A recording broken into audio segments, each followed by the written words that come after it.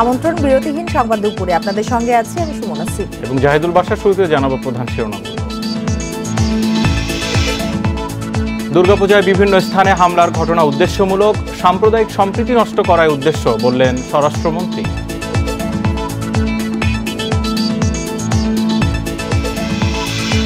বৃষ্টি বিশ্ববিদ্যালয়ে বিজ্ঞান শাখার গুচ্ছ ভর্তি পরীক্ষা অনুষ্ঠিত। পাবলিক বিশ্ববিদ্যালয়ের শিক্ষার্থীরা টিকা পাবেন এ মাসেই।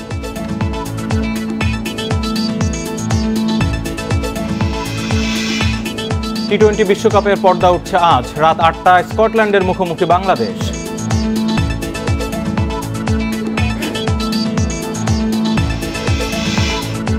চট্টগ্রামের বায়েজিদ এলাকার কাশেম কলোনিতে বিস্ফোরণে একজন নিহত, দগ্ধ ২। গ্যাস লাইনের লিক থেকে দুর্ঘটনা।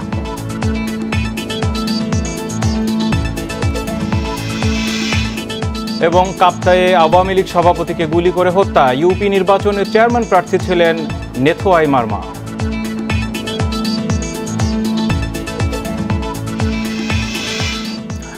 এবার বিস্তারিত খবর। উদ্দেশ্যপ্রণোদিতভাবে দেশে অস্থিরতা সৃষ্টি করতে বিভিন্ন মণ্ডপে হামলা করা হয়েছে বলে সচিবালয়ে মন্তব্য করেছেন স্বরাষ্ট্রমন্ত্রী আসাদুজ্জামান খান। অন্য একটি অনুষ্ঠানে স্থানীয় সরকার মন্ত্রী তাজুল ইসলাম জানান, কুমিল্লার ঘটনাকে কেন্দ্র করে দাঙ্গা লাগানোই ছিল উদ্দেশ্য। দেশের বর্তমান পরিস্থিতি নিয়ে সকাল থেকে বিভিন্ন স্থানে গণমাধ্যমে কথা বলেছেন সরকারের গুরুত্বপূর্ণ ব্যক্তিরা। ব্রিফিংয়ে স্বরাষ্ট্রমন্ত্রী চাঁদপুর, নোয়াখালী, ফেনী, লক্ষ্মীপুর সহ বিভিন্ন স্থানে সহিংসতা ও প্রাণহানিতে দুঃখ প্রকাশ করে বলেন, শিগগিরই পুরো ঘটনার রহস্য উন্মোচন হবে। এই ঘটনায় দেশের বাইরে থেকে কেউ কলকাঠি নাড়ছে কিনা তাও তদন্তে আসবে। এরই মধ্যে কুমিল্লার ব্যাপারে সন্দেহভাজন ২-৩ জনকে আটক করা হয়েছে বলে জানিয়েছেন স্বরাষ্ট্রমন্ত্রী। এদিকে রাজধানীর ওসমানী স্মৃতি মিলনায়তনে স্থানীয় সরকার মন্ত্রী প্রশ্ন তুলে বলেন, মন্দিরে কোরআন শরীফ কি করে গেল, কে নিয়ে গেল? মন্ত্রী বলেন, দাঙ্গা লাগিয়ে বাংলাদেশের ভাবমূর্তি ক্ষুণ্ণ করাই ছিল উদ্দেশ্য। কোরআন শরীফ কি করে গেল, কে নিল? একটা প্রেস কোরআন শরীফ সেখানে নিয়ে যাওয়া হলো, গিয়ে পরে দিয়ে কি উদ্দেশ্য? কি উদ্দেশ্য? একটা দাঙ্গা লাগাই দেওয়া। এই দাঙ্গা লাগাইতে পারলে সুবিধাটা হবে কি, যে দেশটা পিছিয়ে যাবে, দেশের অগ্রগতি সব বন্ধ হয়ে যাবে। যে করেছেন উদ্দেশ্যমূলক ভাবে করেছেন, যে করেছেন কারো ইন্ধনে করেছেন, যে করেছেন একটা স্থিতিশীল পরিস্থিতিকে বিনষ্ট করার জন্য করেছেন। আমরা সবকিছুই তদন্তের মাধ্যমে উদ্ঘাটন করে এটা দৃষ্টান্তমূলক শাস্তির ব্যবস্থা আমরা অবশ্যই করব। গুচ্ছ পদ্ধতিতে ২০টি পাবলিক বিশ্ববিদ্যালয়ের প্রথম দিনের ভর্তি পরীক্ষা শেষ হয়েছে। দুপুর ১২টায় শুরু হওয়া এ ইউনিটের বিজ্ঞান শাখার ভর্তি পরীক্ষা শেষ হয় দুপুর ১টায়। এই গুচ্ছে থাকা বরিশাল বিশ্ববিদ্যালয়ের উপাচার্য মোহাম্মদ সাদিকুল আরিফিন জানান, দেশের ২৭টি পাবলিক বিশ্ববিদ্যালয় কেন্দ্রে এই পরীক্ষা অনুষ্ঠিত হয়। এই প্রক্রিয়ায় শুধু বিজ্ঞান শাখায় আবেদনকারী ১,৩০,০০০-এর বেশি। ৩ দিনে 3টি গ্রুপের পরীক্ষা অনুষ্ঠিত হবে। তিনি জানান, ২৪ অক্টোবর মানবিকের বি ইউনিট ও আগামী ১ নভেম্বর বাণিজ্যের সি ইউনিটের ভর্তি পরীক্ষা হবে। ওই পরীক্ষাগুলোও হবে দুপুর ১২টা থেকে ১টা পর্যন্ত। শিক্ষার্থীদের স্বাস্থ্যবিধি মেনে পরীক্ষায় অংশ নিতে হচ্ছে।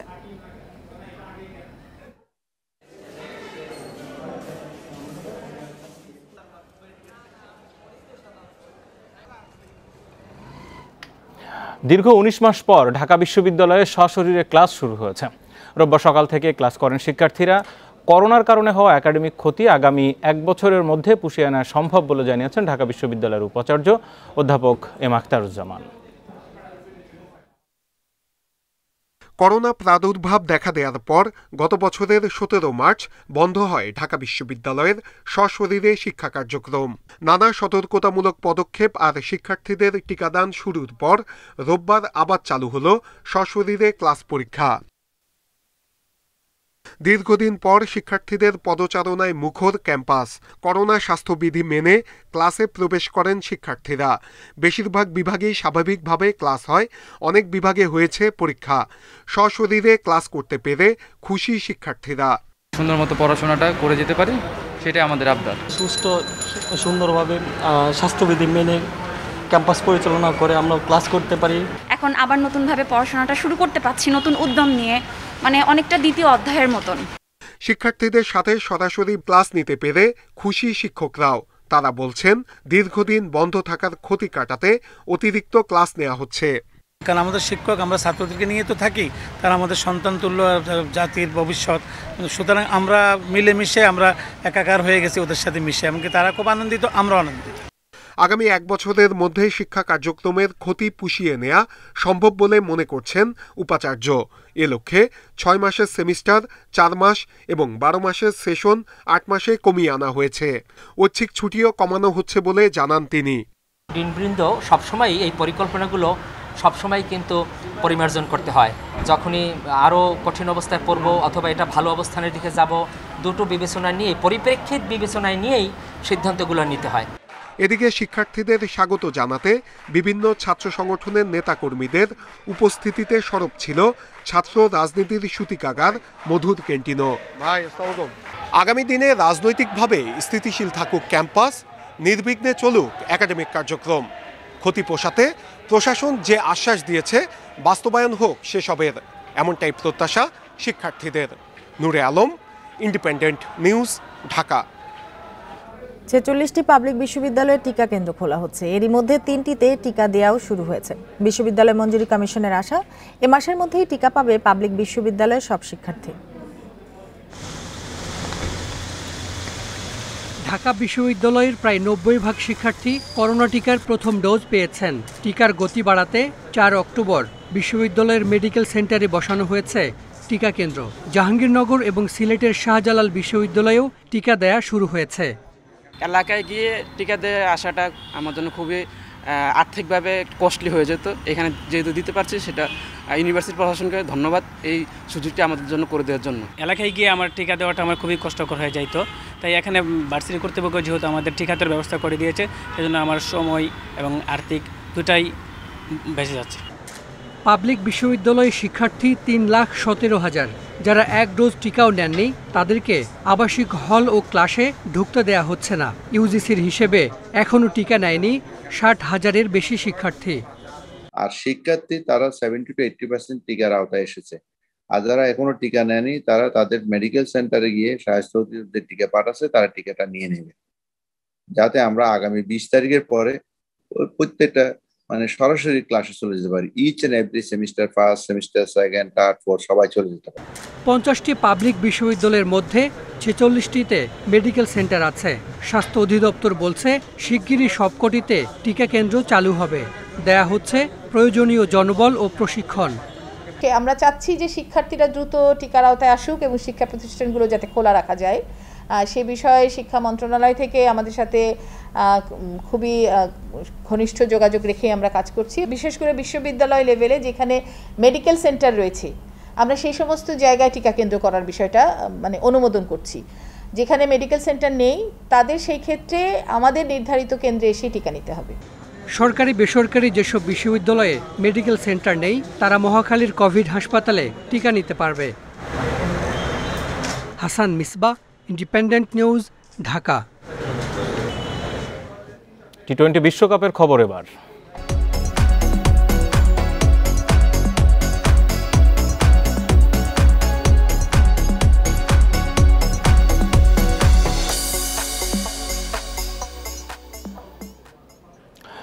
আজ শুরু হচ্ছে বাংলাদেশের বিশ্বকাপ মিশন। ওমানের আমরাত স্টেডিয়ামে মাহমুদুল্লাহদের প্রতিপক্ষ স্কটল্যান্ড। কথার লড়াইয়ে বাংলাদেশকে অবশ্য বড় শক্তি মানছে না স্কটিশরা।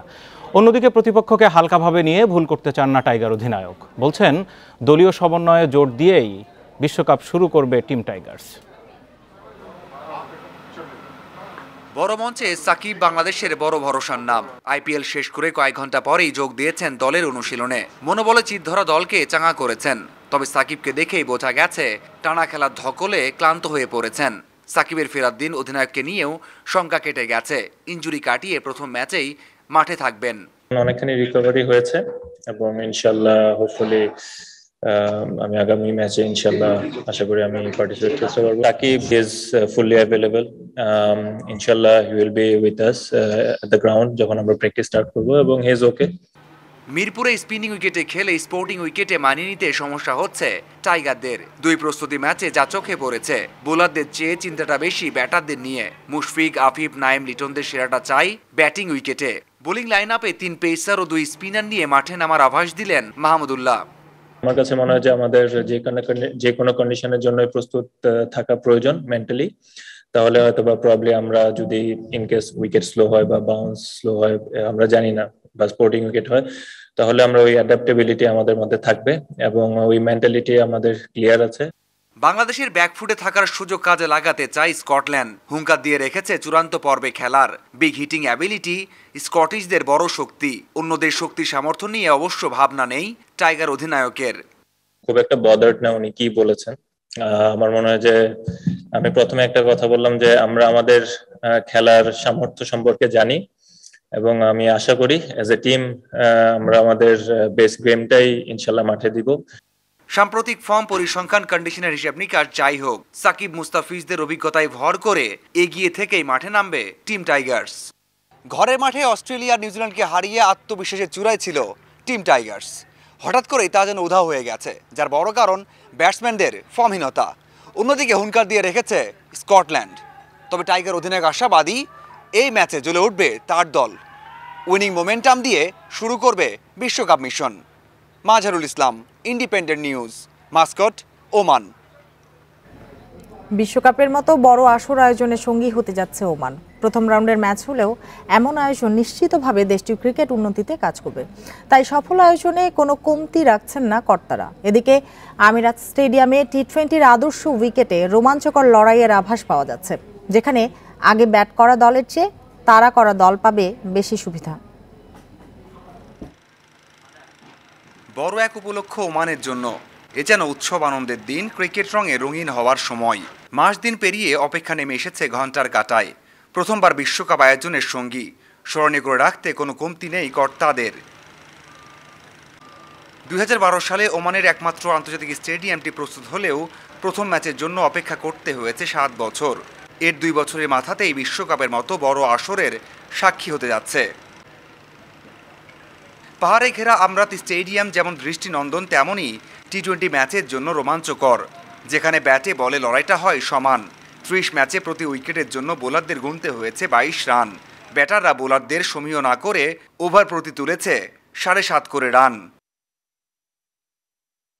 2012 সালে একবারই মুখোমুখি হয়েছিল বাংলাদেশ ও স্কটল্যান্ড। সেবার বাংলাদেশকে হারিয়ে চমক দিয়েছিল দলটি। ওমানের এই মাঠে অভিজ্ঞতার দিক দিয়েও এগিয়ে স্কটিশরা। 3 ম্যাচে 2 জয় 1 হার। আয়ারল্যান্ডকে হারিয়েছে 180 রান চেজ করে। বাংলাদেশের সঙ্গী একমাত্র প্রস্তুতি ম্যাচ। টস হয়ে দাঁড়াবে বড় ফ্যাক্টর হিসেবে। এই মাঠে শুরুর দিকে ব্যাট করা কঠিন, সময়ের সাথে সহজ হয় wicket.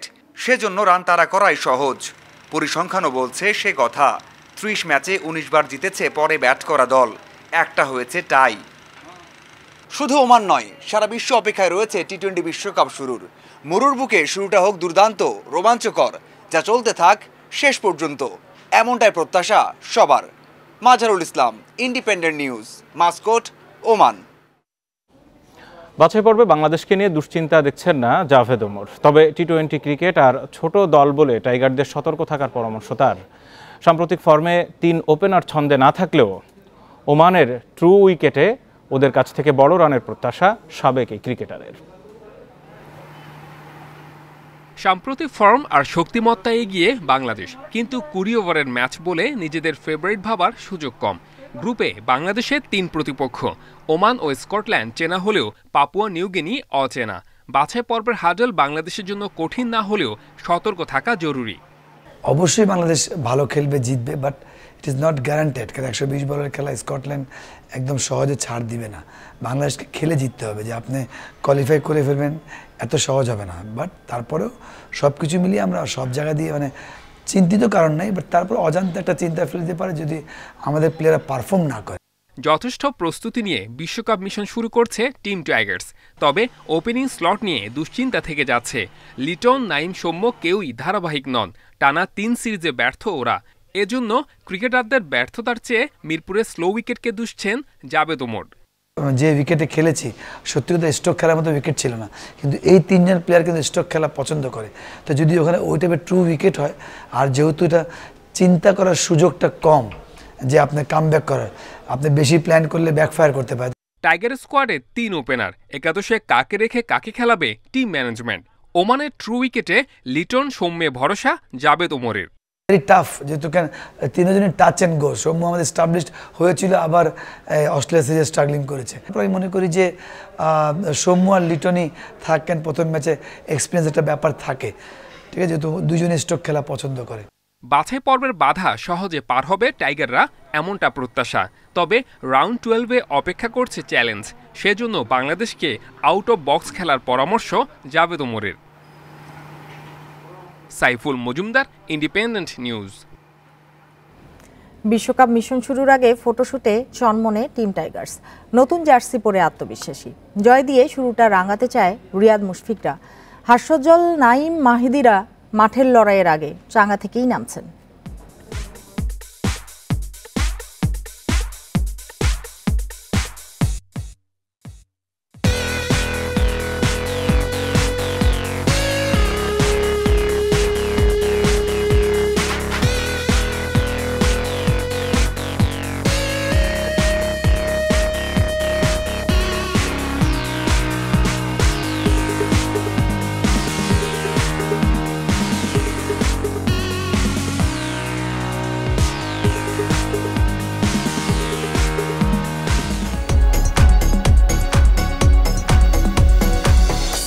ICC T20 world cup update সৌজন্যে ওয়ালটন স্মার্ট এসি।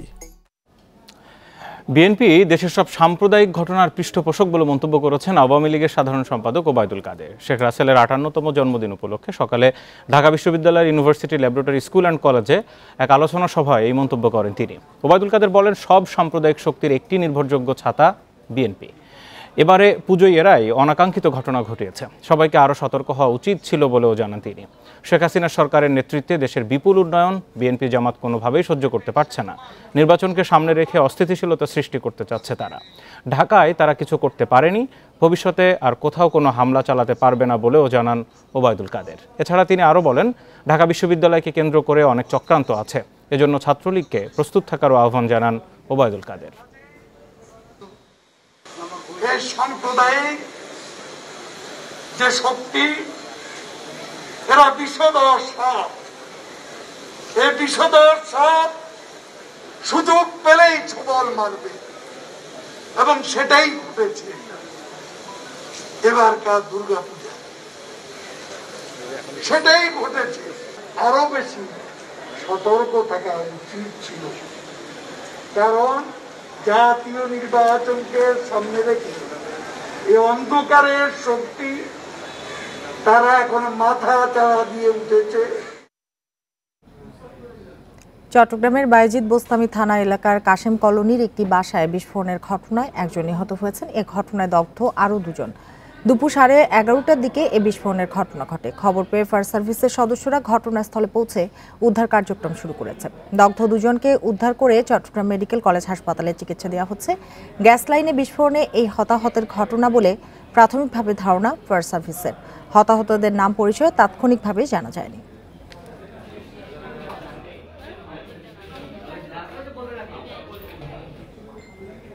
এ বিষয়ে আরো জানাতে চট্টগ্রাম থেকে যোগ দিয়েছেন সহকর্মী আহসান রিটন। কিভাবে এই বিস্ফোরণের ঘটনা ঘটলো, ফায়ার সার্ভিস কি বলছে, পুলিশই বা কি বলছে?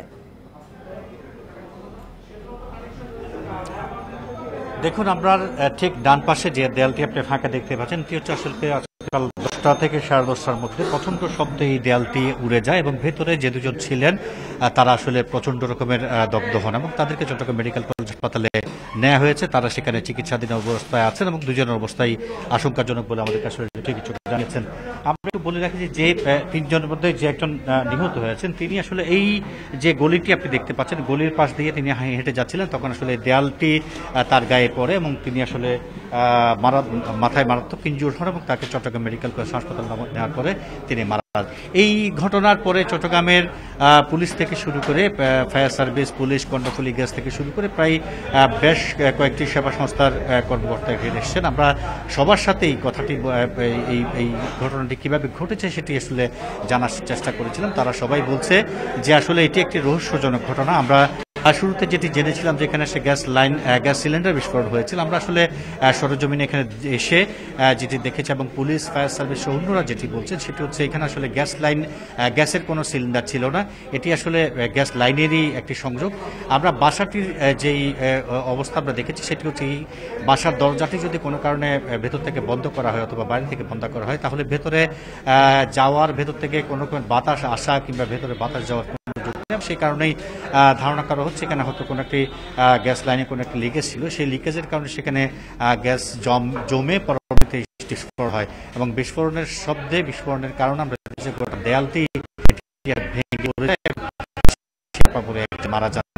বাকি দুজন চট্টগ্রাম মেডিকেল কলেজ হাসপাতালে আছেন, তারা হচ্ছেন কালাম এবং ফোরকান। তারা এখন চট্টগ্রাম মেডিকেল কলেজ হাসপাতালের বার্ন ইউনিটে আছেন। তাদের দুজনের অবস্থায় আশঙ্কাজনক বলে আমাদেরকে জানিয়েছেন। এইখানে যিনি দেয়াল চাপা পড়ে মারা গেছেন তার নাম হচ্ছে মোহাম্মদ ফারুক। সে আসলে পেশায় একজন দর্জি ছিলেন। চট্টগ্রামের এই শহর থেকে বেশ কিছু দূরে সে কাজ করতেন। দিন আগে তার মায়ের বাসায় এখানে সে বেড়াতে এসেছিল, সকালে এই জায়গা দিয়ে যাওয়ার সময় সে মারা যায়। এই বিষয়টি নিয়ে পুলিশ এবং ফায়ার সার্ভিস যারা আছে তারা বলছে যে আসলে এটি নিয়ে তারা তদন্ত করে দেখছেন, ঠিক কিভাবে আগুনটি লেগেছে, কিভাবে বিস্ফোরণটি হয়েছে সেটি এখনো তাদের কাছে বোধগম্য নয়। তারা এটি নিয়ে বিশদভাবে কাজ করছেন। এখনো পর্যন্ত এখানে পুলিশের একাধিক সদস্য আমরা দেখেছি তারা আছে, ফায়ার সার্ভিসের লোকজনও কিছুক্ষণ আগেও ছিলেন। এর মধ্যে কর্ণফুলী গ্যাস কর্তৃপক্ষের একজন জিএমকে আমরা পেয়েছিলাম, তিনিও আসলে বলছেন যে তারা সরেজমিনে বিষয়টি ঘুরে দেখছেন। তারা এই যেই ঘরটিতে দুজন আহত হয়েছেন সেই ঘরটি তারা ইতিমধ্যে পরিদর্শন করেছেন এবং যৌক্তিক কোনো একটি কারণ তারা খুঁজে পাবেন। তবে এখনো পর্যন্ত ঠিক কি কারণে এই ঘটনাটি ঘটেছে, এত বড় বিস্ফোরণ কিভাবে ঘটলো সেটি তারা বলতে পারছেন না। আমরা আমার ডান পাশে যে ঘরটি সেটিতে আসলে এই ঘটনাটি ঘটেছে। এখন আমরা চট্টগ্রাম মেডিকেল কলেজ হাসপাতালে যিনি চিকিৎসক রয়েছেন তার সাথে কথা বলছি। তিনি বলছেন যে দুজন ওখানে দগ্ধ অবস্থায় আছেন, তাদের অবস্থা একেবারে আশঙ্কাজনক। তাদেরকে খুব দ্রুত গতিতে ঢাকায় নিয়ে আনা হলে হয়তো তারা মারা যেতে পারেন। এই হচ্ছে চট্টগ্রাম থেকে গ্যাস লাইন বিস্ফোরণের সর্বশেষ পরিস্থিতি। চট্টগ্রামে যে বিস্ফোরণ ঘটেছে সে সম্পর্কে জানাচ্ছিলেন আমাদের সহকর্মী আহসান রিটন। রাঙামাটির কাপ্তাই উপজেলার চিংমরং ইউনিয়ন পরিষদ নির্বাচনে আওয়ামী লীগের চেয়ারম্যান প্রার্থী নেতোয়াই মারমাকে গুলি করে হত্যা করেছে দুর্বৃত্তরা। গত রাত 1টার দিকে এই হত্যাকাণ্ড ঘটে। নিহত নেতোয়াই মারমা চিংমরং ইউনিয়ন আওয়ামী লীগের সভাপতি ছিলেন। উপজেলা আওয়ামী লীগের সভাপতি অংশুচাইন চৌধুরী জানান, নেতোয়াইকে দীর্ঘদিন যাবৎ জীবননাশের হুমকি দিয়ে আসছিল জনসংহতি সমিতির নেতাকর্মীরা। এ কারণে জীবনের নিরাপত্তায় গত এপ্রিল মাস থেকে কাপ্তাই উপজেলা শহরের রেস্ট হাউসে থাকতেন তিনি। শনিবার মনোনয়নপত্র জমা দিয়ে নেতাকর্মী ও স্বজনদের সাথে দেখা করতে নিজ বাড়িতে যান নেতোয়াই। সেই রাতেই ঘরের দরজা ভেঙে ঘরে ঢুকে তাকে হত্যা করে পালিয়ে যায় দুর্বৃত্তরা। পরে পুলিশ ঘটনাস্থল থেকে মরদেহ উদ্ধার করে। এই ঘটনায় এখনো পর্যন্ত কোনো মামলা হয়নি।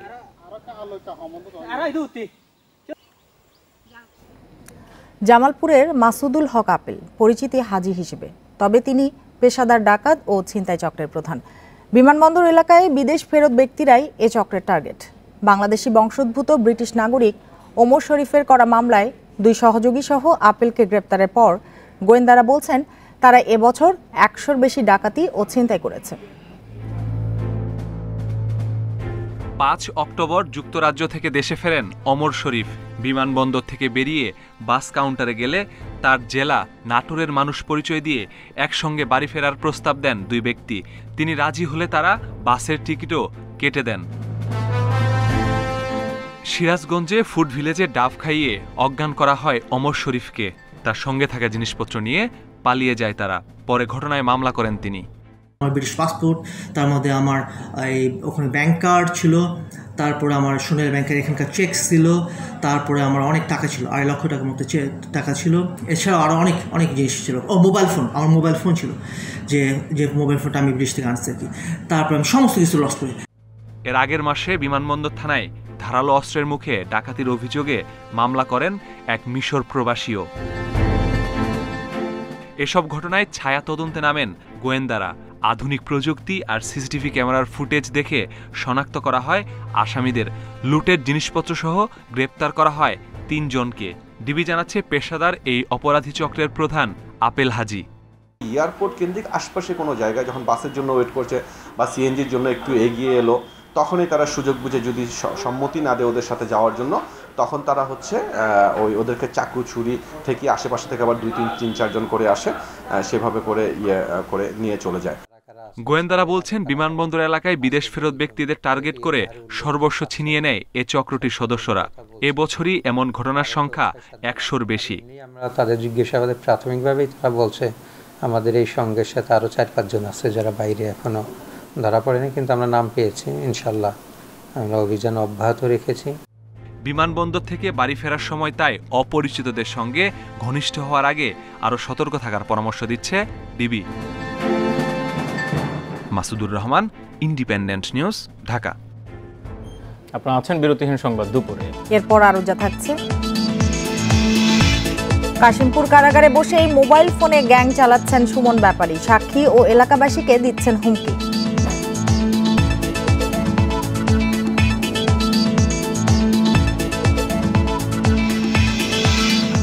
পদ্মায় ড্রেজিং এর কারণে দৌলতদিয়া পাটুরিয়া ফেরিঘাটে যানবাহনের চাপ, পারাপারের অপেক্ষায় কয়েকশো ট্রাক।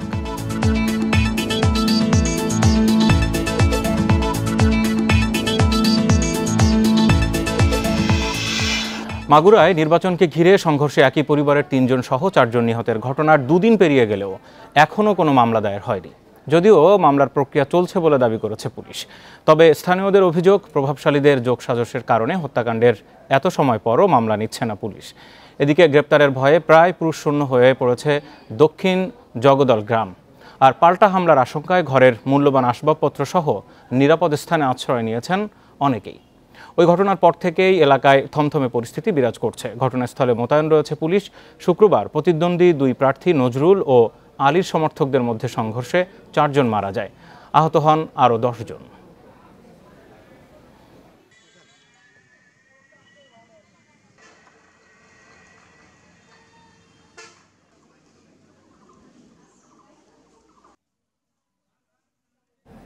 কারাগারে বসেই ফোনে ফোনে চালাচ্ছেন গ্যাং, নির্দিষ্ট নম্বর থেকে ফোন করে দিচ্ছেন হুমকি। পল্লবীর আলোচিত শাহিন উদ্দিন হত্যা মামলার মূল আসামি সুমন ব্যাপারী কাশিমপুর কারাগারে বসে এসব কর্মকাণ্ড চালাচ্ছেন। এ ঘটনায় আতঙ্কে নিহতের পরিবার সহ এলাকাবাসী। চলতি বছরের 16ই মে মিরপুরের পল্লবীতে 8 বছরের ছেলের সামনে বাবাকে হত্যা নাড়া দিয়েছিল পুরো দেশকে। এই হত্যাকাণ্ডের পর গ্রেপ্তার হন 14 আসামি। পুলিশের সঙ্গে গোলাগুলিতে মারা যায় 2 জন। এ হত্যাকাণ্ডের অন্যতম আসামি কাশিমপুর কারাগারে বসেই চালাচ্ছেন নানা অপরাধ কর্মকাণ্ড। হুমকি ধামকি দিচ্ছেন এলাকাবাসীকে। ফাঁসি তো ওই বললো এটা হলো পরের সাবজেক্ট। হ্যাঁ, জামিন তো আজ 2 দিন পর ইনশাল্লাহ পামু। যদি মনে করো যে ফাঁসি চাস, দোয়া করিস, ইনশাল্লাহ রশিলে এমন ফাঁসি দিয়ে দিস। এটি মামলার 3 নম্বর আসামি ও হামলার নেতৃত্ব দেওয়া সুমনের কণ্ঠ। 19 মে গ্রেপ্তারের পর থেকে কারাগারে থাকলেও ফোন রেকর্ড বলছে গত 17ই আগস্ট প্রতিবেশী নাজমুলকে ফোন করে হুমকি দেয় সে। অভিযোগ উঠেছে যারা গণমাধ্যমে কথা বলেছেন তাদেরও নানা সময় হুমকি দেয় সে। ফেসবুকেও তাকে মাঝে মধ্যে দেখা যাচ্ছে সক্রিয়। নিউজ 24 যে চ্যানেল, ওই চ্যানেলটাতে ওর বিরুদ্ধে, মানে ওরা যে কাজগুলো করতো ওর বিরুদ্ধে যে চিন্তা করতো এগুলো আর কি বলছিলাম আমি মিডিয়ার কাছে। এই কারণেই আমাকে ফোনটা দিয়েছিল। এই যে ঘটনাটা ঘটেছিল এরপরে আমি এটার ফাঁসি চাইছিলাম, যে যেমন কাজ এর জন্য তার ফাঁসি যেতেছে। এই জন্য ফাঁসি যাওয়ার পরে ও আবার মনে করেন যে ফোন দিয়ে আমাকে বললো যে তুই থাক, আমি রশিনি আইতে আছি। আমাকে এই পর্যন্ত 3বার ফোন দিছে। সন্ধ্যার পরপরই 3বার ফোন দিছে। এ অবস্থায় আতঙ্কে নিহত শাহিন উদ্দিনের পরিবার বলতেছে যে মাইনুদ্দিন তো ডিস্টার্ব ছিল শাহিনুদ্দিন, এখন মাইনুদ্দিনকে কীভাবে করা যায় সেই বিভিন্ন নিয়ে কাজ করতেছে। ডিস সুমন ওই জেলখানা থেকে ওই সুমনকে নিয়ে এদের সাথে যোগাযোগ করে এখন একটা ক্ষতির একটা পয়তারা করতেছে আর কি। জেলখানা থেকে হুমকি দিতেছে আমাদের সুমন মাইনুদ্দিনকে কোয়েন রেডিও থাকার লেখা।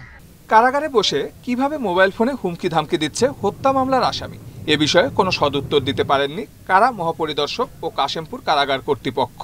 তবে এ বিষয়ে বিভাগীয় তদন্ত করে ব্যবস্থা নেওয়া হবে বলে আশ্বাস দিয়েছেন তারা।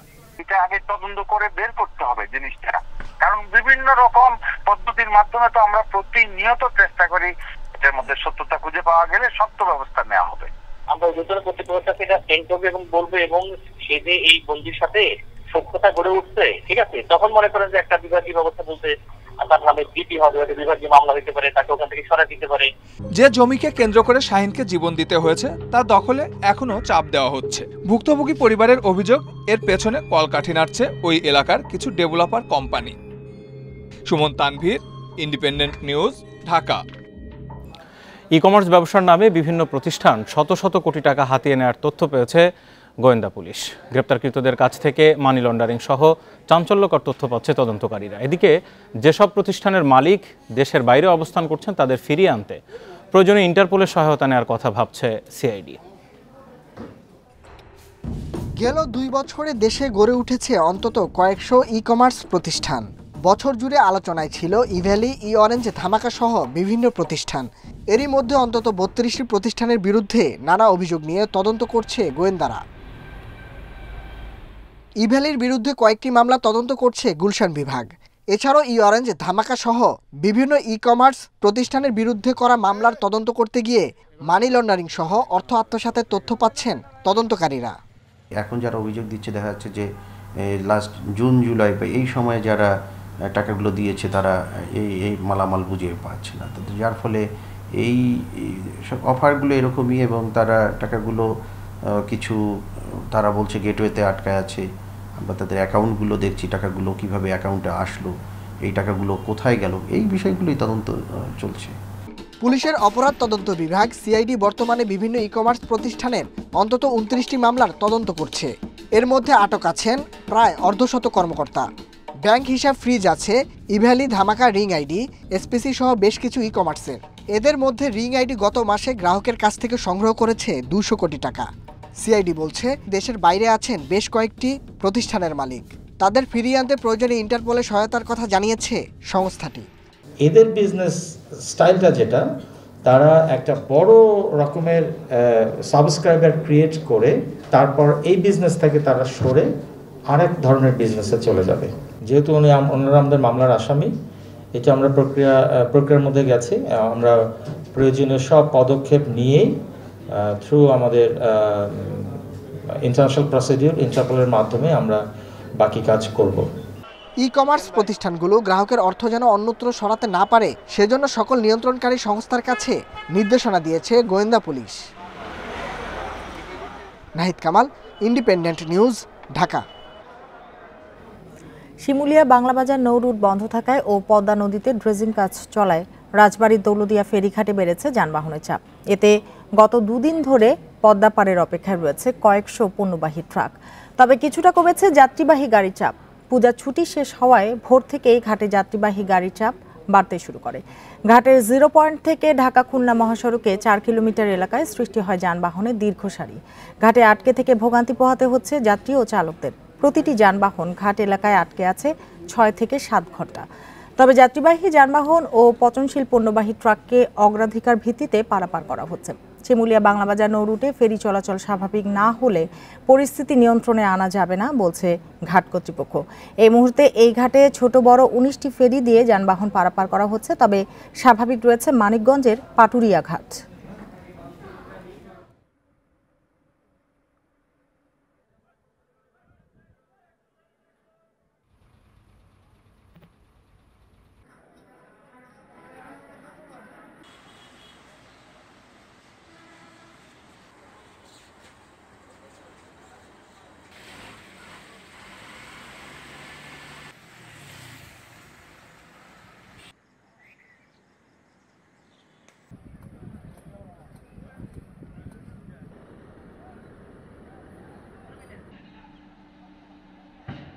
এদিকে সকাল 9টায় আজকে অফিসে জয়েন করার কথা, কিন্তু এখনো ঘাটের দীর্ঘক্ষণ প্রায় 7 ঘন্টা জ্যামে আটকে আছি। ঘাট যে পর্যন্ত কোচ ক্লিয়ার না হবে এ পর্যন্ত ফেরি ছাড়া এদের গাড়ি ছাড়ে না। যে একটু ক্লিয়ার থাকে তাহলে কিছু কিছু গাড়ি ছাড়ে।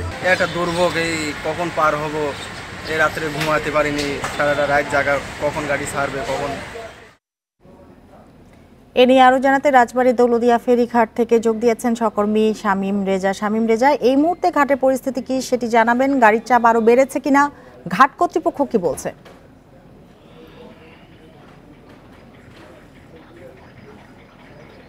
দেখুন, এখনো এই দৌলদিয়া ঘাট এলাকায় যানবাহনের চাপ রয়েছে। এখনো কিন্তু পারের অপেক্ষায় কয়েকশো যানবাহন রয়েছে। তবে এর মধ্যে কিন্তু পণ্যবাহী ট্রাকের সংখ্যাই বেশি। আমরা সকাল থেকে যেমনটা দেখছিলাম যে ফেরিঘাটের 0 পয়েন্ট থেকে ঢাকা খুলনা মহাসড়কের 4 কিলোমিটার এলাকা জুড়ে যাত্রীবাহী পরিবহন এবং পণ্যবাহী ট্রাকের সিরিয়াল রয়েছে। তবে যাত্রীবাহী পরিবহনের সিরিয়ালটা কিন্তু এই মুহূর্তে কিছুটা কমেছে। অর্থাৎ এই মুহূর্তে কিন্তু ঘাটের 0 পয়েন্ট থেকে ঢাকা খুলনা মহাসড়কের 2 কিলোমিটার এলাকা জুড়ে যাত্রীবাহী কিলোমিটার জুড়ে 2 কিলোমিটার এলাকা জুড়ে 2 কিলোমিটার এলাকা জুড়ে যাত্রীবাহী পরিবহন সিরিয়াল রয়েছে। তবে যাত্রীবাহী পরিবহনের সিরিয়ালটা কিন্তু এই মুহূর্তে কিছুটা কমেছে। অর্থাৎ এই মুহূর্তে কিন্তু ঘাটের 0 পয়েন্ট থেকে ঢাকা খুলনা মহাসড়কের 2 কিলোমিটার এলাকা জুড়ে যাত্রীবাহী পরিবহন এবং পণ্যবাহী ট্রাকের সিরিয়াল রয়েছে। যাত্রীবাহী পরিবহনগুলো রয়েছে, এই যাত্রীবাহী পরিবহনগুলোকে কিন্তু 2 থেকে 3 ঘন্টা অপেক্ষা করে ফেরিতে উঠতে হচ্ছে। আর বিআইডব্লিউটিসি কর্তৃপক্ষ যেটা বলছে এই যানজটের কারণ হিসেবে যে পাটুরিয়া ঘাট এলাকায় ড্রেজিং এবং দৌলতদিয়া ঘাট এলাকায় ড্রেজিং হওয়ার কারণে ফেরি ভিড়তে সময় লাগছে। সেই সাথে শিমুলিয়া বাংলাবাজার নৌ রুটে ফেরি চলাচল বন্ধ থাকার কারণে ওই রুটের যানবাহন এই রুট ব্যবহার করাতে এই যানজটের সৃষ্টি হচ্ছে, যার ফলে এই রুট ব্যবহারকারী যানবাহন এবং চালকদের দীর্ঘ সময় অপেক্ষা করে ফেরিতে উঠতে হচ্ছে। তবে তারা যেটা বলছেন যে এই যানজট পরিস্থিতি নিয়ন্ত্রণের জন্য বা স্বাভাবিক করার জন্য তারা 19টি ফেরি দিয়ে যানবাহন পারাপার করার চেষ্টা করছেন। সেক্ষেত্রে যদি ঘাট এলাকায় পাটুরিয়া ঘাট এলাকায় ড্রেজিং কার্যক্রম শেষ না হয় এবং শিমুলিয়া বাংলাবাজার নদীতে ফেরি চলাচল শুরু না হলে এই যে যানজট পরিস্থিতিটা থেকেই যাবে। রাজবাড়ী দৌলতদিয়া ফেরিঘাটের খবর জানাচ্ছিলেন শামীম রেজা। গত 24 ঘন্টায় রাজশাহী সহ 3 জেলায় করোনা উপসর্গ নিয়ে মারা গেছে 6 জন। এদের মধ্যে করোনায় 3 জনের মৃত্যু হয়েছে। রাজশাহী মেডিকেল কলেজ হাসপাতালের করোনা ইউনিটে আরও 3 জনের মৃত্যু হয়েছে। এদের মধ্যে করোনায় 1 জন এবং উপসর্গ নিয়ে 2 জন মারা গেছেন। সেখানে করোনা শনাক্তের হার 2.26%। খুলনায় গত 24 ঘন্টায় করোনা আক্রান্ত হয়ে মারা গেছেন 2 জন। বরিশালে উপসর্গ নিয়ে 1 জনের মৃত্যুর খবর পাওয়া গেছে। গত 24 ঘন্টায় পিসিআর ল্যাবে 160 জনের করোনার নমুনা পরীক্ষায় শনাক্ত হয়েছে মাত্র 1 জন। বরিশাল শেরেবাংলা মেডিকেল কলেজের পিসিআর ল্যাবে করোনার নমুনা পরীক্ষা বন্ধ রয়েছে। যান্ত্রিক ত্রুটির কারণে শনিবার বিকেল থেকে বন্ধ নমুনা পরীক্ষা। এমন পরিস্থিতিতে নমুনা সংগ্রহ করে ভোলায় পাঠানো হচ্ছে। দ্রুত সময়ের মধ্যে ল্যাবের পিসিআর ও মাদারবোর্ড নতুন করে স্থাপন করার কথা জানিয়েছে কর্তৃপক্ষ। প্রতিদিন শেরেবাংলা মেডিকেল কলেজে 188 থেকে 282টি করোনার নমুনা পরীক্ষা করা হয়। 2020 সালে 9 এপ্রিল বরিশাল শেরেবাংলা মেডিকেল কলেজে স্থাপিত পিসিআর ল্যাবে এ পর্যন্ত 94,681টি করোনার নমুনা পরীক্ষা করা হয়েছে। হঠাৎ করে ইউপিএসে তাদের ডিস্টার্ব দেখা দিয়েছে এবং ওখানের যে যারা ইঞ্জিনিয়ার তাদের সাথে কথা বলা হয়েছে, তারা এটা সারানোর উদ্যোগ নিয়েছে। আশা করি 2-3 দিনের মধ্যে এটা আমাদের ঠিক হয়ে যাবে। টাঙ্গাইলের এলেঙ্গা থেকে জয়দেবপুর পর্যন্ত সড়ক 4 লেন হলেও দুর্ভোগ কমছে না। উত্তরবঙ্গগামী যাত্রী ও চালকরা বলছেন, এলেঙ্গা থেকে বঙ্গবন্ধু সেতু পর্যন্ত 1 লেন এবং বঙ্গবন্ধু সেতুর পশ্চিম পাড় থেকে রংপুর পর্যন্ত 4 লেনের কাজ ধীরগতিতে হওয়ায় দুর্ভোগ কমছে না। তবে প্রকল্প পরিচালকের দাবি 2-1 মাসের মধ্যেই যানজট নিরসন হবে। ঢাকা টাঙ্গাইল মহাসড়কের জয়দেবপুর থেকে এলেঙ্গা পর্যন্ত সড়কে 4 লেনের কাজ শেষ হওয়ায় এই অংশে নির্বিঘ্নেই যাতায়াত করছেন উত্তর ও দক্ষিণবঙ্গের যাত্রীরা। কিন্তু এলেঙ্গা থেকে বঙ্গবন্ধু সেতু হাটিকুমরোল মোড় হয়ে রংপুর পর্যন্ত রাস্তাটি সিঙ্গেল লেন হওয়ায় দুর্ভোগ বাড়ে যাত্রীদের। এর মধ্যে কড্ডার মোড় থেকে রংপুর পর্যন্ত 4 লেনের কাজ চলছে, তবে কাজের গতি নেই এমন অভিযোগ পরিবহন চালকদের। আর এলেঙ্গা থেকে বঙ্গবন্ধু সেতু পর্যন্ত প্রায় 14 কিলোমিটার এলাকার কাজ এখন পর্যন্ত শুরুই হয়নি। নলগা যে ব্রিজ আছে, এই ব্রিজের সমস্যা শুধু আজকে না, 2-2.5 মাস হলো এই সমস্যাটা, শুধু যানজট আর যানজট। দ্রুত গতিতে যদি এই খানাখন্দ এটা যদি একটু মেরামত করে যদি কাজগুলো করে, গাড়ি ঘোড়া এত যানজটের মধ্যে পড়ে না। সিরাজগঞ্জ রোডে আইসা সারা ভাই 10 মিনিটের রাস্তা আমি 9টা ঘন্টা পারছি। করোনার কারণে কাজের কিছুটা ক্ষতি হয়েছে স্বীকার করে প্রকল্প পরিচালক বলছেন, নির্দিষ্ট সময়ের মধ্যেই মহাসড়কের কাজ শেষ হবে। এলেঙ্গা থেকে হাটিকামরুল হয়ে রংপুর পর্যন্ত 8টা প্যাকেজ, 8টা শেষ হলেই জনগণের ভোগান্তি ইনশাল্লাহ অনেকটা কমে যাবে। আর আমরা যেখানে যেখানে জ্যাম হয় ওখানে আগে, যেমন কড্ডাতে দেখবেন এখন আর জ্যাম হয় না। আমরা কিন্তু একটা নতুন ব্রিজ ছেড়ে দিয়েছি। প্রজেক্ট শেষ হওয়া ধরা আছে হচ্ছে ডিসেম্বর 2024। এই মহাসড়কের কাজ শেষ হলে উত্তর ও দক্ষিণ পশ্চিমাঞ্চলের 22 জেলার যাত্রীদের ভোগান্তি কমবে। Independent news desk. আপনারা আছেন বিরতিহীন সংবাদ দুপুরে। সংবাদে আরো যা থাকছে। ভারতের কেরালায় ভারী বৃষ্টির কারণে বন্যা ও ভূমিধসে 15 জনের মৃত্যু। 5 জেলায় সর্বোচ্চ সতর্কতা।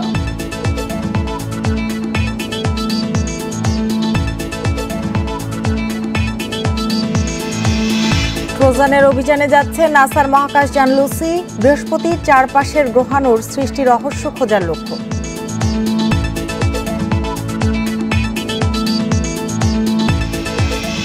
মাত্র 2.5 কিলোমিটার রাস্তার কারণে বছরের পর বছর ভোগান্তিতে পাবনা চাটমোহরের খৈরাস গ্রামের মানুষ।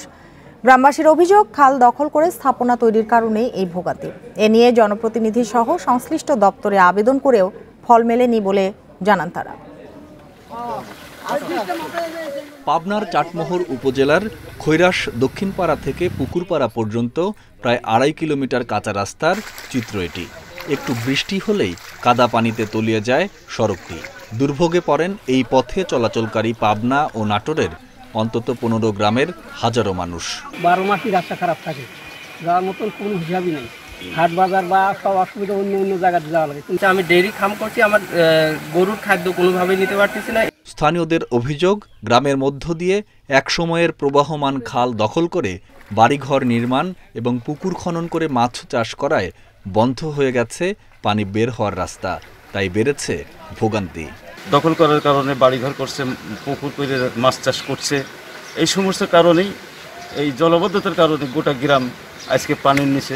স্থানীয় জনপ্রতিনিধি জানান, এ বিষয়ে উপজেলা প্রশাসনে লিখিত আবেদন করেও কাজ হয়নি। তবে ভোগান্তি নিরসনে উদ্যোগ নেওয়ার আশ্বাস দিলেন উপজেলা নির্বাহী কর্মকর্তা। দরখাস্ত এই লিখিত সব জেলা কারাগারে দেওয়া হয়েছে। দেওয়ার পর আর ধরেন ওরা কোনো রেজাল্ট আসে না। যদি সরকারি জায়গা হয় সেটি তো আমাদের এখতিয়ারভুক্ত আছে, আমরা করব। আর ব্যক্তি জায়গা হলে সেখানে আমরা সমঝোতার ভিত্তিতে পানি নিষ্কাশনের ব্যবস্থা করব। অবিলম্বে রাস্তাটি পাকা করে দীর্ঘদিনের ভোগান্তির হাত থেকে বাঁচাতে সংশ্লিষ্টদের হস্তক্ষেপ চেয়েছেন ভুক্তভোগীরা। Independent news desk. চট্টগ্রাম চিড়িয়াখানায় বাঘিনী জয়ার ঘরে এসেছে আরও 2 অতিথি। এ নিয়ে গেল 5 বছরে চট্টগ্রাম চিড়িয়াখানায় 10টি বাঘের জন্ম হলো। সঠিক পরিচর্যা, পরিমিত খাবার আর চিকিৎসায় এই ফল এসেছে বলে মনে করেছে কর্তৃপক্ষ। চিড়িয়াখানার এই সাফল্যে খুশি দর্শনার্থীরাও। 3 বছর বাঘশূন্য থাকার পর চট্টগ্রাম চিড়িয়াখানায় 2016 সালে দক্ষিণ আফ্রিকা থেকে আনা হয় রাজ ও পরীকে। 2018 সালে এই দম্পতির ঘরে আসে শুভ্রা ও জয়া নামের 2 শাবক। এরপর গেল 5 বছরে পরী, শুভ্রা ও জয়ার ঘরে এসেছে আরও 8 অতিথি। এর মধ্যে আছে একটি বিরল সাদা বাঘ। কর্তৃপক্ষ বলছে, সঠিক তদারকি আর পরিচর্যার কারণেই এমন সাফল্য। ইতোমধ্যে বাঘের খাঁচায় অনেকটাই ঠাঁই নেই অবস্থা, তাই খাঁচা বড় করার পরিকল্পনা করছে কর্তৃপক্ষ। পাশাপাশি অন্য চিড়িয়াখানার সাথে পশু অদল বদলের ভাবনাও চলছে। অ্যানিম্যাল এক্সচেঞ্জের মাধ্যমে যদি বাঘ চায়, আমরা যদি অন্য অ্যানিম্যাল পাই বাঘের পরিবর্তে, ওটা আমরা মাননীয় জেলা প্রশাসক মহোদয় এটা যদি চিন্তাভাবনা করি, যদি প্রস্তাবনা ওরকম সুন্দর প্রস্তাব আসে কোনো, আমরা সেক্ষেত্রে বাঘ এক্সচেঞ্জ করবো আর অন্যদের সাথে। শনিবার বাঘিনী জয়ার 1 মাস বয়সী শাবক দুটিকে দর্শনার্থীদের জন্য উন্মুক্ত করেছে কর্তৃপক্ষ। খুব ভালো লাগলো, বাঘটাও খুব মজাদার মনে হচ্ছে। তারপর দেখলাম, মোটামুটি আনন্দ পেলাম। সবচেয়ে বেশি ভালো লাগছে এই বাঘের এই সরাসরি দৃশ্যটা দেখে, বাচ্চা সহ বাঘের বাচ্চা কথা অনেকদিন ধরে শুনতেছি, আজকে ফার্স্ট দেখে অনেক ভালো লাগলো। প্রথম দফায় শাবক জন্ম দেওয়ার পর বাঘিনী জয়া অসহিষ্ণু আচরণ করলেও এবার শাবকের প্রতি আচরণে পরিবর্তন দেখা যাচ্ছে। শাবকদের বাঘিনী আগলে রাখায় দুশ্চিন্তা কেটেছে কর্তৃপক্ষের। অনুপম শীল, ইন্ডিপেন্ডেন্ট নিউজ, চট্টগ্রাম। ভারতের কেরালায় ভারী বৃষ্টিপাতের কারণে বন্যায় 15 জনের মৃত্যু হয়েছে। ইদুক্কি ও কোত্তায়াম জেলায় ভূমিধসের খবর মিলেছে। চলমান পরিস্থিতি পর্যালোচনায় আজ জরুরি বৈঠকে বসছেন কেরালার মুখ্যমন্ত্রী। এক টুইট বার্তায় কেরালাকে সর্বাত্মক সহযোগিতার আশ্বাস দিয়েছেন স্বরাষ্ট্রমন্ত্রী অমিত শাহ। রাজ্যের 5 জেলায় জারি করা হয়েছে সর্বোচ্চ সতর্কতা। 6 জেলায় জারি রয়েছে অরেঞ্জ অ্যালার্ট। জাতীয় দুর্যোগ ব্যবস্থাপনা বিভাগের পাশাপাশি জরুরি উদ্ধার কাজে মাঠে নেমেছে সেনা, নৌ ও বিমান বাহিনী। ভারী বৃষ্টিতে সৃষ্ট বন্যায় পানিতে রাস্তাঘাট তলিয়ে যাওয়ায় বেশ কিছু শহরে বন্ধ হয়ে গেছে যোগাযোগ ব্যবস্থা। চরম দুর্ভোগে পড়েছে সেখানকার জনজীবন।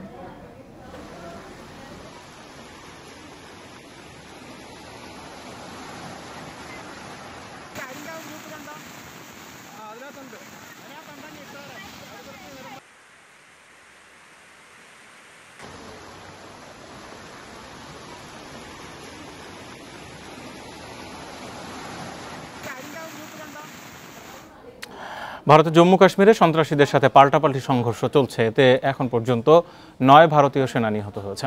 জম্মু কাশ্মীরে একদিনে এখন পর্যন্ত এটাই সর্বোচ্চ হতাহতের সংখ্যা। এছাড়াও টানা 2 সপ্তাহে নিরাপত্তা বাহিনীর গুলিতে অন্তত 7 বেসামরিক নাগরিক নিহত হয়েছেন। নিরাপত্তা বাহিনী জানায়, বৃহস্পতিবার সন্ধ্যায় গোপন সূত্রের ভিত্তিতে জম্মু কাশ্মীরের পুঞ্চ এলাকায় সেনাবাহিনী যৌথ অভিযান পরিচালনা করে। শনিবার আরও 2 সেনা সদস্যের মরদেহ উদ্ধার করেছে কাশ্মীর পুলিশ। গত কয়েকদিন ধরে পুঞ্চ এলাকায় ভারতীয় নিরাপত্তা বাহিনীর সঙ্গে সন্ত্রাসীদের সংঘর্ষ চলছে। তবে সন্ত্রাসীদের কেউ নিহত হয়নি বলে জানিয়েছে ভারতীয় গণমাধ্যমগুলো।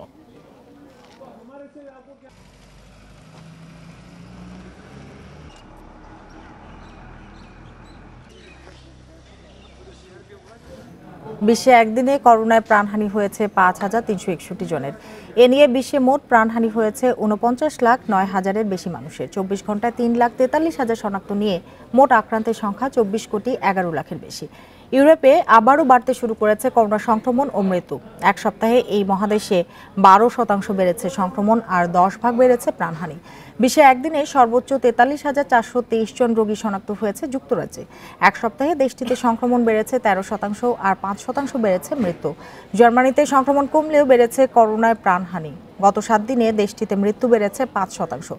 প্রায় 34,000 শনাক্ত নিয়ে দ্বিতীয় অবস্থানে যুক্তরাষ্ট্র। দেশটিতে একদিনে প্রাণ গেছে 464 জনের। ফিলিপাইনে এক সপ্তাহে প্রাণহানি বেড়েছে 61 ভাগ।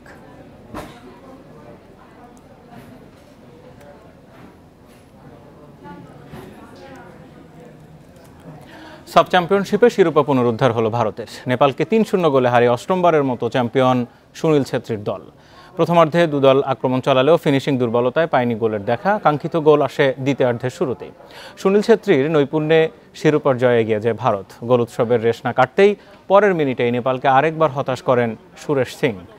ইনজুরি টাইমে জয়ের ব্যবধান বাড়ান আব্দুল সামাদ। নেপালের প্রথমবার শিরোপা জয়ের স্বপ্ন ভেঙে সাফে আরও একবার শ্রেষ্ঠত্ব ভারতের। 40 মিনিটে এবং ম্যাচের নিয়ন্ত্রণটা কিন্তু ইন্ডিয়া পেয়ে গেছে। সেখানে এবার কিন্তু ইয়াসির তিনি ছুটছেন, বক্সের ভেতর ঢুকেও পড়েছেন। সুরেশ সিং ওয়াংজাম তিনি ট্রাই করেছেন আরো ফার্স্ট হাফে যে গোলগুলো আশি করছিল। আন্তর্জাতিক বিরতি শেষে রাতে মাঠে নামছে বার্সেলোনা। লা লিগায় ভ্যালেন্সিয়ার মুখোমুখি রোনাল্ড কোম্যান শিষ্যরা।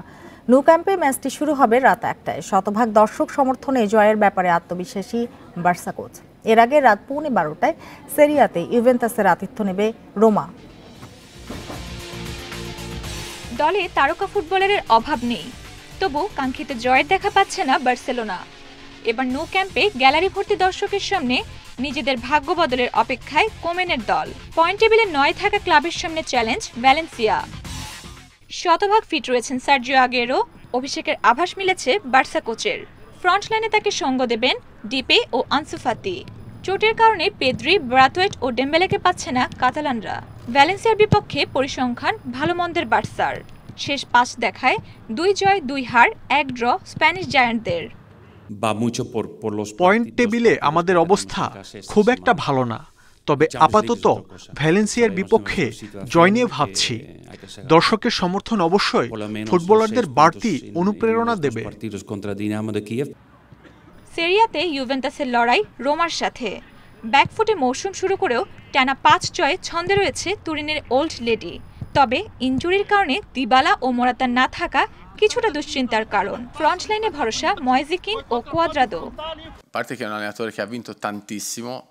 এটি 2 কোচের মধ্যে দ্বন্দ্ব নয়, 2 দলের প্রতিযোগিতা। মরিনিও ইতালিতে ফিরেছে, দেখে ভালো লাগছে। তার প্রত্যাবর্তনে রোমা ও সেরিয়ার গুরুত্ব বেড়েছে। তাদের হারিয়ে পয়েন্ট পেতে চাই। অন্যদিকে জোসে মরিনিওর অধীনে লিগে ভালো অবস্থানে রয়েছে রোমা। 7 ম্যাচে 15 পয়েন্ট নিয়ে টেবিলে 4 তারা। তুরিনের জায়ান্টদের বিপক্ষে জয় রোমাকে নিতে পারে তালিকার 2-এ।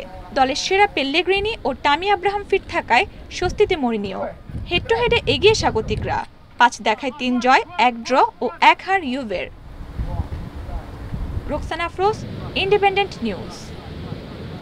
প্রথমবার ক্লাব কাপ হকির শিরোপা জিতল মেরিনারিয়াংস। ফাইনালে আবাহনীকে 3-0 গোলে হারিয়েছে তারা। জোড়া গোল করেন সোহানুর।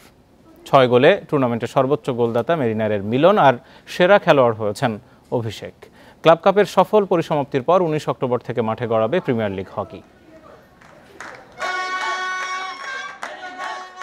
গ্যালারিতে দর্শকদের চিৎকার, ভুবুজেলার আওয়াজ জানান দিচ্ছে প্রাণ ফিরেছে মাওলানা ভাসানী হকি স্টেডিয়ামে। উৎসবের উপলক্ষ লিগের আগে ড্রেস রিহার্সেল হিসেবে পরিচিত ক্লাব কাপের ফাইনাল। কাগজে কলমে শক্তিশালী দুই দল আবাহনী ও মেরিনার ইয়াংস মুখোমুখি, কিন্তু ম্যাচে পুরোটা সময় আধিপত্য ধরে রাখে মেরিনার। দ্বিতীয় কোয়ার্টারে সোহানুরের ফিল্ড গোলে এগিয়ে যায় ক্লাবটি। ম্যাচে ফেরার চেষ্টা ছিল আবাহনীর। শেষ কোয়ার্টারে জালে বল পাঠালেও গোল বাতিল করে দেন আম্পায়ার। আবাহনীর প্রতিবাদ, ভিডিও প্রযুক্তি দেখেও সিদ্ধান্ত দিতে পারছিলেন না আম্পায়াররা।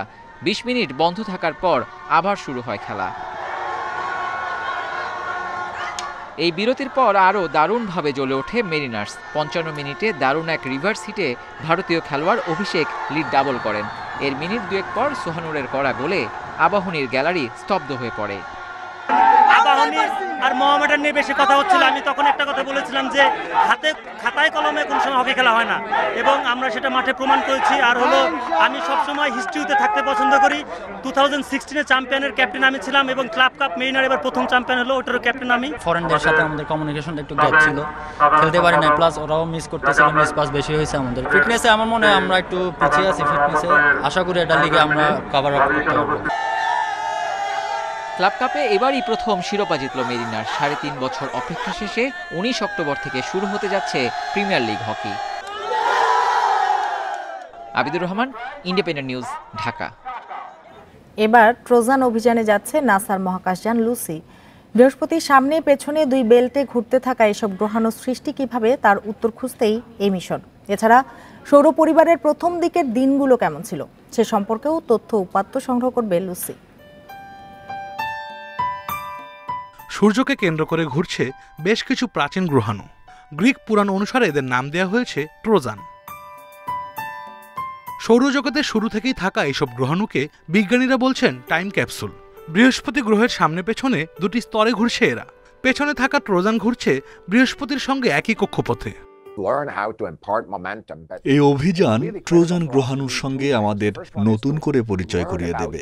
এছাড়া সৌরজগতের উৎপত্তি নিয়েও অনেক তথ্য পাওয়া যেতে পারে। এসব গ্রহাণু কি করে একত্র হলো, গ্রহের সৃষ্টি কিভাবে মিলবে, এ প্রশ্নের উত্তর। ট্রোজানদের খুঁটিনাটি জানতে নেওয়া নাসার প্রকল্পটি ১২ বছরের। লুসি হবে প্রথম মহাকাশযান যে পা ফেলবে সেখানে। জানাবে বৃহস্পতি ও সূর্যের মধ্যাকর্ষীয় বলে বন্দী এসব প্রস্তরখণ্ডের ইতিবৃত্তি। সবচেয়ে বড় বিষয়, প্রথমবারের মতো আমরা গ্রহাণুগুলোকে কাছ থেকে দেখার সুযোগ পাব। গবেষণা করে নতুন কিছু শিখতে পারব, কারণ সৌরজগতের সবচেয়ে প্রাচীন ও পরিচিত অংশ হল এই ট্রোজান। লক্ষ্যে পৌঁছানোর যাত্রা শুরুর আগে পৃথিবীকে ৩ বার প্রদক্ষিণ করতে হবে লুসির। সবকিছু ঠিক থাকলে ২০৩৩ সালে শেষ হবে এই অভিযান। নাসার এই মেগা প্রকল্পে খরচ হবে $৯৮১ মিলিয়ন। আশরাফ শুভ, ইন্ডিপেন্ডেন্ট নিউজ। এই ছিল বিরতিহীন সংবাদ দুপুরে। আর এতক্ষণ সাথে থাকার জন্য ধন্যবাদ। ফেসবুক, ইউটিউব ও টুইটারে চোখ রাখুন সংবাদের আরো বিস্তারিত।